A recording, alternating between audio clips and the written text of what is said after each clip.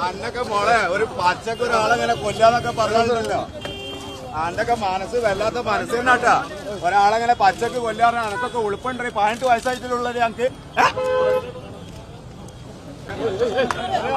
പച്ചക്ക് കത്തിക്കണോ? ഒക്കെ ഫ്രോഡാണ് അവള്. ഇന്ന് ജനങ്ങളെ മുമ്പിൽ തല താഴ്ത്തിക്കൊണ്ടാണ്, ഒരു സെക്കൻഡ് പോലും തല പൊന്തിച്ചിട്ടില്ല, തല താഴ്ത്തിക്കൊണ്ടാണ് വന്നിരിക്കുന്നത്.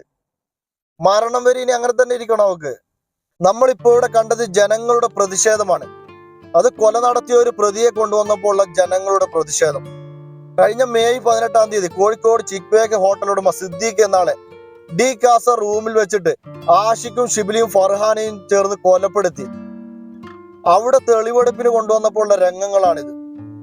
അതായത് ഡി കാസയിൽ G3-യും G4-ഉം 2 റൂം എടുത്തിരുന്നു. G4-ൽ വെച്ചിട്ടാണ് അതിക്രൂരമായിട്ട് സിദ്ദീഖ് എന്നാളെ കൊലപ്പെടുത്തിയത്. നമ്മൾ ഇന്നലെയൊക്കെ ഫർഹാനയുടെ ന്യൂസ് കണ്ടു. ഈ ഡ്രസ്സും കാര്യങ്ങളൊക്കെ ഇട്ട് വരുന്ന കണ്ടപ്പോ ഇതന്നെ കണ്ടപ്പോ ആയിരിക്കും ഒരു കല്യാണ പരിപാടിക്ക് ഒരു ഫംഗ്ഷനോ പോകുന്ന ഒരു ലുക്കിലാണ് ഫർഹാനയൊക്കെ. ഇന്നലെയൊക്കെ നമ്മൾ കണ്ടില്ലേ, ചിരിച്ച് കളിച്ചുകൊണ്ടാണ്, ചിരി വരുന്നുണ്ട്. ആ രീതിയിലാണ് തെളിവെടുപ്പിനൊക്കെ കൊണ്ടുവരുമ്പോ ഫർഹാനയുടെ മുഖത്ത്.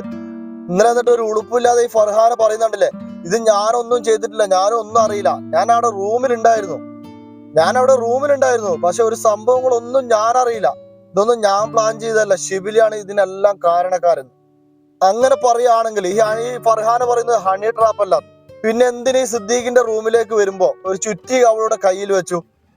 എന്തിനാണ് ചുറ്റികയായിട്ട് വന്നത്? ഹണി ട്രാപ്പും കാര്യങ്ങളൊന്നും ഇല്ലെങ്കിൽ ചുറ്റികയുടെ ആവശ്യം എന്താണ്?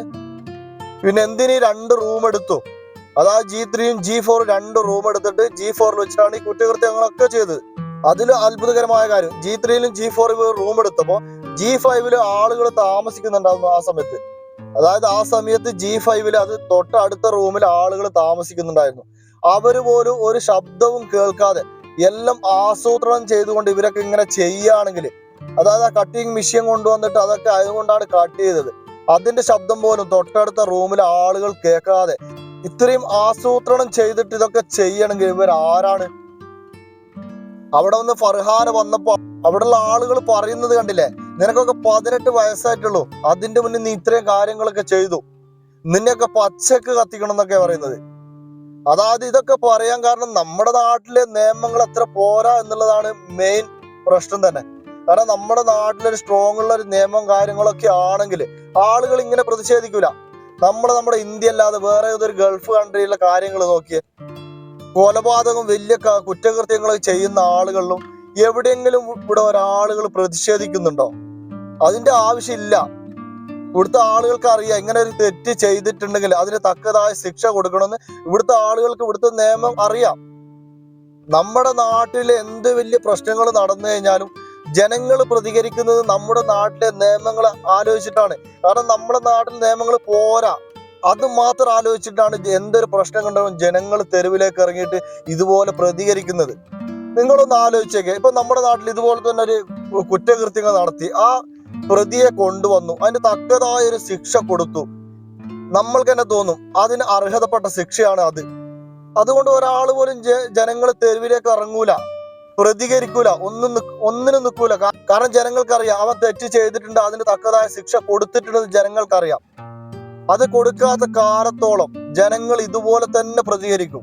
ഇന്നലെ വരെ ചിരിച്ചു കളിച്ചുകൊണ്ടാണ് പിന്നെ ഓരോ തെളിവെടുപ്പിന് വരുമ്പോ ആ ഫർഹാനെയൊക്കെ ചിരി കൊണ്ട് സഹിക്കാൻ പറ്റുന്നില്ല, അതേ രീതിയിലാണ് വന്നത്. ഇന്ന് ജനങ്ങളെ മുമ്പിൽ തല താഴ്ത്തിക്കൊണ്ടാണ്, ഒരു സെക്കൻഡ് പോലും തല പൊന്തിച്ചിട്ടില്ല, തല താഴ്ത്തിക്കൊണ്ടാണ് വന്നിരിക്കുന്നത്. മരണം വരെ ഇനി അങ്ങനെ തന്നെ ഇരിക്കണം അവക്ക്. അത്രയും വലിയ തെറ്റല്ലേ ചെയ്തത്. ഒരാള് പറഞ്ഞാൽ വിശ്വസിക്കോ? ഇന്നലെയൊക്കെ പറഞ്ഞത് ഞാൻ ഇത് ഹണി ട്രാപ്പ് ഒന്നല്ല, ഞാൻ 1 രൂപ പോലെ ആളിൽ നിന്ന് മേടിച്ചില്ല, പിന്നെ എന്തിനാണ് ആ റൂമിലേക്ക് കയറി വന്നത്? കയറി വരേണ്ട ആവശ്യമില്ലല്ലോ. എന്നിട്ട് പറയും ഞാൻ ഒരു തെറ്റും ചെയ്തില്ല. അവളെ ഉപ്പയും ഉമ്മയൊക്കെ പറയുന്നുണ്ടല്ലേ, അവള് പാവാണ്, നല്ലൊരു പെണ്ണാണ്, നല്ലൊരു പഠിക്കുന്ന ഒരു പെണ്ണാണ്, അവള് നല്ല സ്വഭാവമുള്ള ഒരു പെണ്ണാണ്. ഇതൊക്കെയാണോ നല്ല സ്വഭാവങ്ങളുള്ള ഒരു പെണ്ണ്? ഈ ഫർഹാനോട് നാട്ടുകാരോട് തന്നെ ചോദിക്കുമ്പോൾ നാട്ടുകാർ പറയുന്നത് ഈ ഫർഹാനയുടെ അനിയനൊക്കെ വയലിൽ കൂടെ സിഗരറ്റ് ഒക്കെ വലിച്ചടക്കുന്ന ആളാണ്, അങ്ങനെയൊക്കെയാണ് പറയുന്നത്. ഇല്ലെങ്കിൽ ഇതാ ഈ നാട്ടുകാർ പറയുന്ന വാക്കുകളൊന്നും കേട്ടോ. ഓള് പറഞ്ഞ പക്ക ഫ്രോഡാണ്. ഫ്രോഡ് എന്ന് പറഞ്ഞാൽ പോരാ, നല്ല ഫ്രോഡാണ്. ഓള് ഈ വരമ്പത്ത് കൂടെ അവരുള്ള ആൾക്കാർക്കൊക്കെ അറിയാൻ പറ്റും. ഈ വരമ്പത്ത് കൂടെ അവളും അവളുടെ ഏട്ടനും അനിയനും സിഗരറ്റ് വലിച്ചിട്ട് നടക്കല്. സിഗരറ്റ് വലിച്ചിട്ടും കഞ്ചാവ് വലിച്ചിട്ടും ആ മരത്തിന്റെ ചോട്ടിലിരുന്നിട്ട് അവർ വലിക്കല്. ഞങ്ങൾ കണ്ടുള്ള ആൾക്കാരാ, അതുകൊണ്ട് ഞങ്ങൾ പറയണത്, ഞാൻ കാണാത്തൊന്നല്ല പറയണത്. അതേപോലെ തന്നെ അവർ ദിനം നടന്നു പോകും, സിഗരറ്റ് വലിച്ചിട്ട് പകുതി വലിച്ചിട്ടാ പോവുക. അതൊക്കെ ഞങ്ങൾ ഡെയിലി കാണുള്ള ആൾക്കാരാണ്. പിന്നെ അവര് പറഞ്ഞ എന്താ, ഇവിടുത്തെ ആൾക്കാരൊക്കെ പറഞ്ഞ അവള് പഠിക്കാൻ ഭയങ്കര മിടുക്കായിരുന്നു. 7ാം ക്ലാസ്സിൽ നിന്ന് ഇവിടുന്ന് എന്തോ മോഷണം എടുത്തിട്ട് അവളെ സ്കൂളിൽ നിന്ന് പുറത്താക്കിയതാണ്. എന്നിട്ടാണ് ഇവർ പറയുന്നത് പഠിക്കാൻ മിടുക്കായിരുന്നു. പക്ക ഫ്രോഡാണ് അവള്.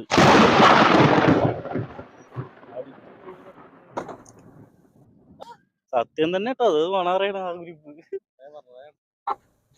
മറ്റേ ആ കുട്ടി നാട്ടിലൊക്കെ എല്ലാവരോടും പെരുമാറ്റം കാര്യങ്ങളൊക്കെ എങ്ങനെയായിരുന്നു? പെരുമാറ്റൊന്നും കുഴപ്പമില്ല. അവൾക്ക് ഫ്രണ്ട്സ് ആയിട്ടുള്ളത് ആണുങ്ങൾ മാത്രമേ ഉള്ളൂ. പെണ്ണുങ്ങളായിട്ടുള്ള ഫ്രണ്ട്ഷിപ്പ് ഒന്നുമില്ല അവൾക്കില്ല. ആ പോസ്റ്റേഴ്സിന്റെ കൂടെ ഒക്കെ ആൾക്കാരുമായിട്ട് ഫോൺ നമ്പർ എല്ലാവരും മേടിക്കലും സംസാരിക്കലും ഒക്കെ ഉണ്ട്. കാരണം അവൾക്ക് പുറത്ത് പെണ്ണുങ്ങളായിട്ടുള്ള സംസാരമൊന്നുമില്ല, ആണുങ്ങളായിട്ട് മാത്രമേ അവൾക്ക് കൂട്ടിയിട്ടുള്ളൂ. അത് അവളുടെ ഉമ്മ പറഞ്ഞതുപോലെ ഞങ്ങൾക്കും അറിയാം. ഉമ്മ പറഞ്ഞ പോലെ എല്ലാവർക്കും അറിയാതെ, അത് പോസ്റ്റേഴ്സിന്റെ അവിടെ എല്ലാവർക്കും അറിയാതെ. നിങ്ങളൊക്കെ പല കാര്യങ്ങളും നേരിട്ട് കണ്ടിട്ടുണ്ട്. അപ്പൊ ഈ ഷിബിയിലായിട്ട് എങ്ങനെയാണ് ബന്ധം വന്ന അങ്ങനെ കാര്യങ്ങൾ? ഷിബിലി എന്ന് പറഞ്ഞാൽ അവളുടെ ഫേസ്ബുക്കില് ഞങ്ങളൊക്കെ ഫ്രണ്ടാണ്. ഞങ്ങളൊക്കെ അവള് ഫേസ്ബുക്കിൽ ഫ്രണ്ടാണ്. കാരണം അവള് ഷിബിലുമായിട്ട് ഹോട്ടൽ റൂമിൽ കിടക്കുന്ന അടക്കം ഫേസ്ബുക്കിൽ ഇട്ടിരുന്ന ആളാണ്. നഗ്നനായിട്ട് കടന്നിട്ട് അവർ രണ്ടുപേരും കടന്നിട്ട് ചെയ്യുന്നത് ഫേസ്ബുക്കിൽ ഇട്ടിരുന്ന ആളാണ്. അതൊക്കെ ഈ ചിലവരുള്ളവർ അവളെ ഫേസ്ബുക്കിൽ ഫ്രണ്ട് ഉള്ളവരൊക്കെ കണ്ടിട്ടുണ്ടാവും. ഒന്നിനും മടിക്കാത്ത ഒരാളാണ്. അതിനൊന്നിനും മടിക്കാത്ത ഒരാളാണ്. ഇത്തരത്തിൽ ചെയ്തതിൽ ഒരു അതിശയം ഇല്ലാന്ന് നിങ്ങൾ നാട്ടുകാരെന്നുള്ള എനിക്ക് യാതൊരു അത്ഭുതമായിട്ട് തോന്നുന്നില്ല. ഇതൊക്കെ പക്വത കുറവുകൊണ്ടല്ല. പക്വത കുറവുണ്ടെന്നല്ല, അവൾക്ക് നല്ലോണം ബുദ്ധി. അല്ലെങ്കിൽ ഇത്ര വലിയൊരാളെ അവൾക്ക് റൂമിൽ വിളിച്ചിരുത്താനും ഇതാക്കാനും ഒക്കെ കഴിയുന്നുണ്ടെങ്കിൽ ഇതിന് മേതുള്ളവർക്ക് ചെയ്തുകൂടെ? അതൊരു അതിശയമായിട്ട് നിങ്ങൾ നാട്ടുകാർ കാണുന്നില്ല. എന്നാലും ഇങ്ങനെയൊക്കെ സംഭവിക്കുന്നുള്ളൊരു സൂചന നിങ്ങൾ എല്ലാവർക്കും ഉണ്ടായിരുന്നു. എന്തായാലും ഉണ്ടായിരുന്നു. ഈ ചെക്കനാന്ന് പറഞ്ഞാൽ ഓൻ ഭയങ്കര ഫ്രോഡാണ്. ഓൻ വെറും കഞ്ചാവിന്റെ ആളാണ് ഈ ചെക്കൻ. ഇതിനൊക്കെ ഇരുന്ന് കഞ്ചാവ് വലിച്ചിരുന്ന ആളാണ്. ഞങ്ങളൊക്കെ ആട്ടി വിട്ടാണ്. ഇവിടുന്ന് പോസ്റ്റേഴ്സിന്റെ അവിടുന്ന് ഞങ്ങൾ 4-5 ആൾക്കാർ ഇവിടുന്ന് തച്ചിട്ട് ഓനെ വിട്ടിട്ടുണ്ട്. അങ്ങനെയൊക്കെ ഉണ്ടായിട്ടുള്ള സംഭവം. ഇതൊക്കെ ഇവർക്കൊക്കെ എല്ലാവർക്കും അറിയാം. ഇവിടുന്ന് തച്ചു വിട്ടു. ഒരു ദിവസം രാത്രി 11 മണിക്ക് ഞങ്ങളെല്ലാവരും പാടെ കൂടിയിട്ട് ഇവിടെ ഇരുന്ന് കഞ്ചാവ് വലിച്ചതിന് പോലീസുകാർ പറഞ്ഞിട്ട് പോലീസുകാർ അതിനുള്ള നടപടി എടുക്കണമെന്നില്ല. അല്ല, അവരെ പറഞ്ഞ കാര്യമില്ല. കാരണം ഇത്രയും കേസുകൾ കൊണ്ട് നടക്കല്ലേ കഞ്ചാവിന്റെ. പക്ഷെ ഞങ്ങൾ എന്നിട്ട് നാട്ടുകാർ കൂടിയിട്ടാണ് ഇവിടുന്ന് ആട്ടി വിട്ടത്. ഇന്നിപ്പോ എല്ലാം ചെയ്തിട്ട് ഒരു മനുഷ്യനെ വെട്ടിന്നുറുക്കി കഷ്ണങ്ങളാക്കിയിട്ട് ചുരത്തിൽ കൊണ്ടുപോയി തള്ളിയിട്ടിട്ട് ഇന്ന് എന്താ പറയാ, ഒരു പുതിയ എണ്ണൊക്കെ വന്ന് ഇരിക്കുന്നമാര് വന്ന് ഇരിക്കുകയാണ്. നാണം കൊണ്ട് തലതാഴ്ത്തിയിരിക്കുകയാണ്. എന്തൊരവസ്ഥയാണ് ശരിക്കും. ഇതിനെങ്കിലും നല്ലൊരു തക്കതായ ശിക്ഷ കൊടുത്തിട്ടുണ്ടെങ്കിൽ കുറെ ജനങ്ങൾ കണ്ടിട്ടെങ്കിലും പേടിക്കട്ടെ. കാരണം നമ്മുടെ നാട്ടിലെ ജനങ്ങൾക്കൊന്നും പേടിയില്ലാന്ന്. കാരണം എന്ത് ചെയ്താലും ഇതുപോലെയൊക്കെ ഉണ്ടാവും. കുറച്ച് മാസങ്ങളെല്ലാം കഴിഞ്ഞാൽ ഇറങ്ങി വരാം. നല്ല പൈസ ഉള്ള ടീമാണ്. നല്ല പൈസ ഉള്ള ടീമൊക്കെ ആണെങ്കിൽ വേറെ രാജ്യത്ത് പോയിട്ട് അവിടെ സുഖമായിട്ട് ജീവിക്കും. ജാമ്യത്തിൽ ഇറങ്ങിയിട്ട് പിന്നെ അവിടെ പോയി സുഖമായിട്ട് ജീവിക്കും. പിന്നെ ഇങ്ങോട്ട് വരില്ല. ഇതുപോലെയൊക്കെയല്ല നമ്മുടെ നാട്ടിലെ നിയമങ്ങള്.